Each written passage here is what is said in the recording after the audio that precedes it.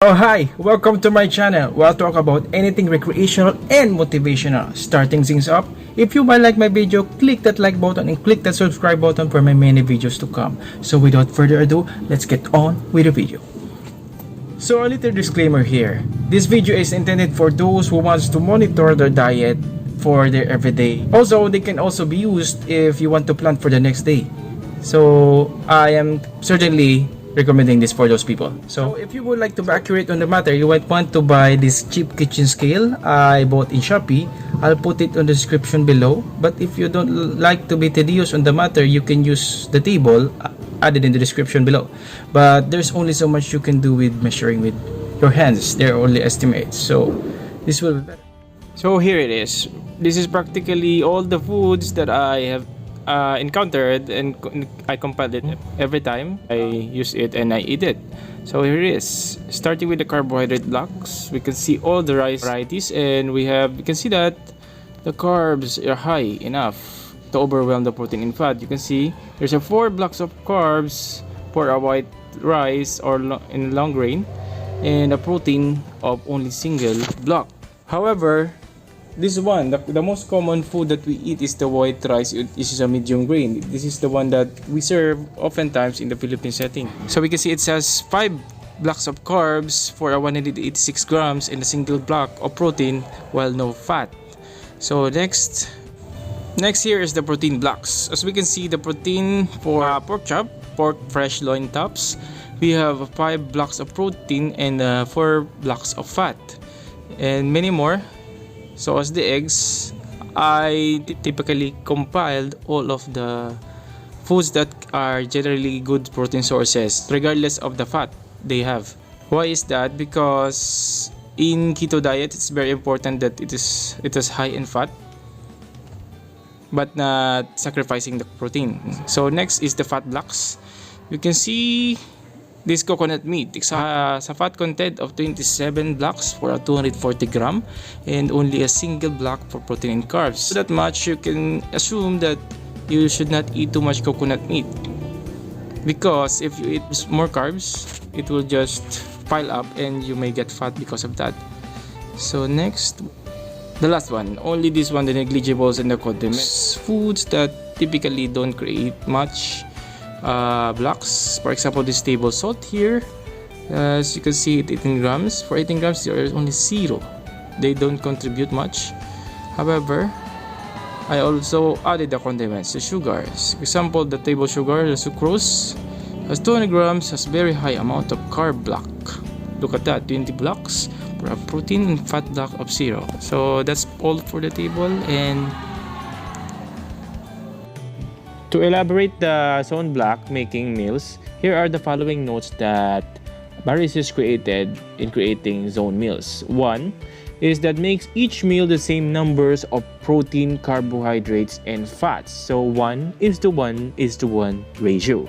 Next, read the food labels in terms of food blocks and make adjustments for other food you eat. So I will discuss this later on another video. Next is make adjustments to meals using food blocks. Fourth note, that you must eat 3 zones meals per day, and a typical female would eat 3 zone meals per day, and a male would eat 4 zone meals per day. In this way, according to Baristas, this zone meal will control the human's insulin for about 5 hours. Number 5, never let more than 5 hours pass without having this zone meal. Number 6, drink minimum of 8 glasses a day.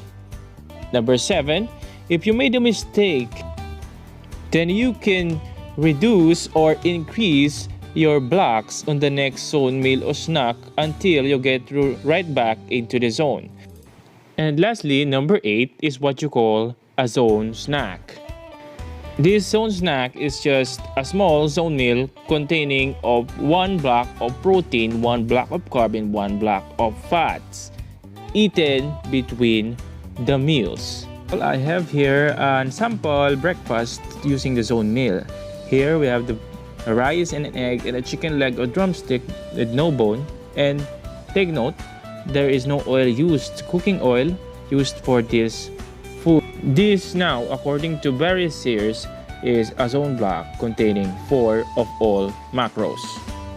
Then, as opposed to the previous example, this now I have is not a zone meal, such that it doesn't have the total amounts in equal ratio. But if it is not a zone meal, you can always correct it in the next meals to.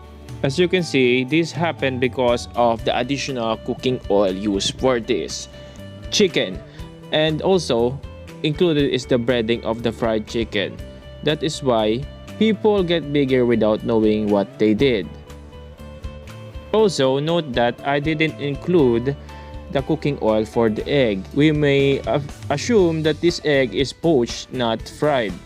So as a note in tracking all your macros, you must always include all the oils used in cooking or in what you eat, so that any discrepancies on your list should not be happening. For a more detailed example, I added here a perfect zone meals for the whole day, having a breakfast of 4 all throughout, and a lunch of 4:4:4 protein carb fat, then a dinner of the same. So we have a total of 12 protein blocks and 12 carbs and 12 fats for the whole day. As opposed to the previous example of a perfect zone meal, I have here what I call the altered zone meal. For every meals, the total blocks are different. For example, in the breakfast, the protein is 4, the carb was 4 plus 1 is 5, and the fat is 4 plus 2 equals 6. So we have 4, 5, and 6. And this is why I changed my lunch to a different total as well. The lunch now has 3 plus 1 plus 1 equals 4, and a 5 blocks of carbs and a 5 block of fat. Lastly, the dinner should be adjusted accordingly. So we can see the dinner has no more rice. That's why so many Filipinos never ever estimated their blocks and get fat. A final note is, according to Barry Sears, after 4 hours you should have still good mental focus and no hunger, both due to maintaining adequate blood and sugar. That means you are in the zone. You are in the zone because you ate the right amount of blocks in your meal. However, the opposite can happen if you're hungry, disturbed for less than 4 hours after eating a meal. So to counter this, you need simple adjustments for using blocks again. So there are 2 common complications that may happen because of this wrong meal. Complication number 1, if you were unable to concentrate your mind and it is foggy after the 4 hours of eating after the meal, it means that you had too many carbohydrates relative to the protein. This imbalance increased insulin levels, then has reduced blood sugar levels, then initiate the mental fog. The solution? Make the meal again. However, retain the protein blocks, then reduce the carb block. That's it. Then next complication number 2, after 4 hours of the meal, you have hunger and a good mental focus. This means that the insulin was too low, and a solution would be maintaining protein and increase the carb block by 1. That's it. If you might like my video, click that like button and click that subscribe button for my many videos.